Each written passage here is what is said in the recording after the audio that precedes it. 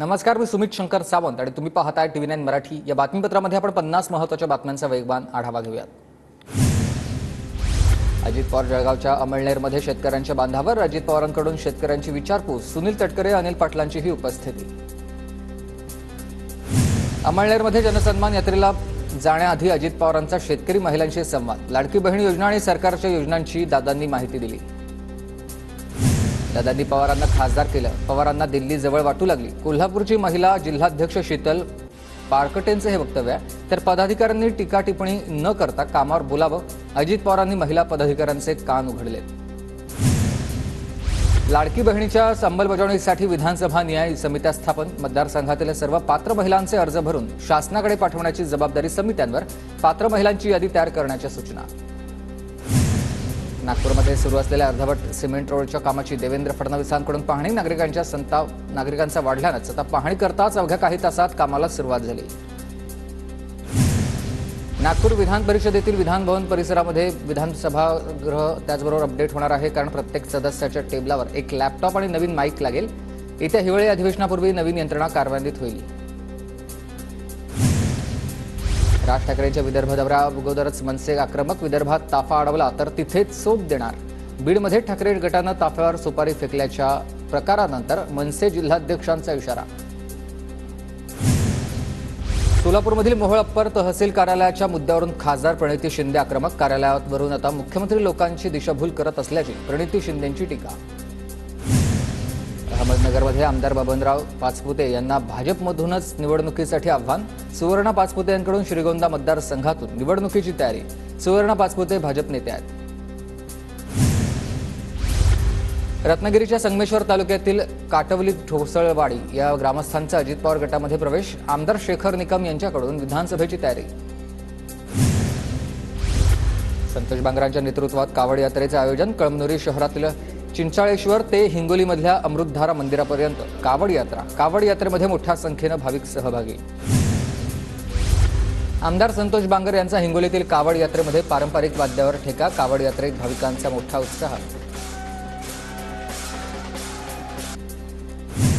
अहमदनगर जिल्ह्यातील कोल्हाळेश्वर महादेवाच्या दर्शनासाठी भाविकांची मोठी गर्दी। मंदिराला पौराणिक महत्त्व असल्यानं दर्शनासाठी मोठ्या संख्येनं भाविक दाखल।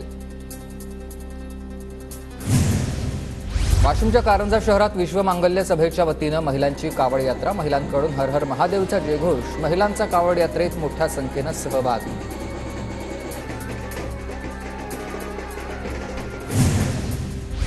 नागपूर महानगरपालिकेतर्फे घर घर तिरंगा रॅलीचं आयोजन। रॅलीमार्फत सरकारच्या हर घर तिरंगा अभियान संदर्भात जनजागृती, तर पालिका कर्मचाऱ्यांसह नागरिकांचा सहभाग। वाशी टोलवर कंपनीनं कर्मचाऱ्यांच्या पगारामध्ये कपात केल्यानं कर्मचारी आक्रमक। मनसेच्या नेतृत्वात कर्मचाऱ्यांचं काम बंद आंदोलन। नागपूरच्या अमरावती रोडवरील टोलनाक्याची मनसेकडून तोडफोड। 10 किलोमीटर अंतरावर 5 टोलनाके तयार झाल्यानं मनसे आक्रमक। संतप्त मनसे कार्यकर्त्यांकडून टोलनाक्याची तोडफोड। कुस्तीपटू विनेश फोगाटच्या समर्थनार्थ नागपुरात महिला काँग्रेसचं धरणं आंदोलन। विनेशवर सरकारनं किती खर्च केला हे जाहीर केल्यानं आंदोलन।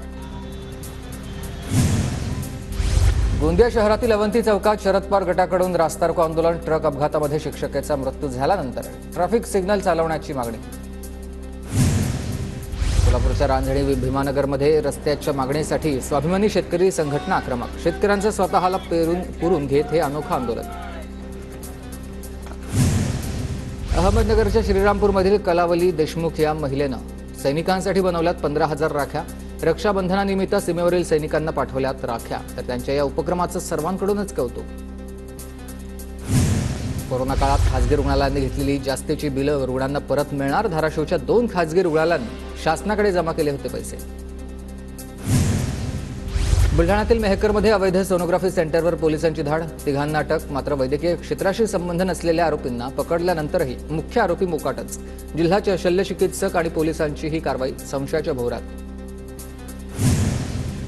छत्रपती संभाजीनगरमध्ये क्रिप्टोकरन्सीच्या गुंतवणुकीमधून मोठ्या परताव्याच्या आमिषानं 20 जणांना अगंडा, तर जिल्ह्यातील 20 जणांची 1,28,72,000 रुपयांना फसवणूक। कोकण मार्गावरून धावणाऱ्या नियमित गाड्यांसह आतापर्यंत जाहीर केलेल्या 258 फेऱ्यांचं आरक्षण हाऊसफुल। वंदे भारत एक्सप्रेस गाड्याही फुल असल्यानंच चाकरमान्यांचा हिरमोड। राज्यात आतापर्यंत 123% पावसाची नोंद. नागपूरमध्ये सर्वाधिक तर नाशकात सर्वात कमी पाऊस झाल्याची नोंद. पावसामुळे कोकणात सर्वाधिक पिण्याचं पाणी, तर संभाजीनगरला दमदार पावसाची प्रतीक्षा कायम आहे. जायकवाडीच्या पाणी पातळीमध्ये वाढ. पाणीसाठा 28.31%वर तर 7,692 क्युसेकनं पाण्याची आवक सुरू. वाशिम शहराला पाणी पुरवठा करणाऱ्या एकबुर्जी प्रकल्पात 46.44% जलसाठा. पावसाचा जोर ओसरल्यानं वाशिमकरांवर पाणी टंचाईची टांगती तलवार आहे. गोंदियात गेल्या महिन्यात झालेल्या दमदार पावसामुळे हजरा फॉल आता धबधबा प्रवाहित झालाय. हजरा फॉल परिसर पर्यटकांनी गजबजलेला आहे. जळगावच्या हतनूर धरणातून पाण्याचा विसर्ग सुरू. हतनूर धरणाचे 14 दरवाजे पूर्णपणे उघडलेत. 69,217 क्युसेकनं तापी नदीपात्रात पाण्याचा विसर्ग.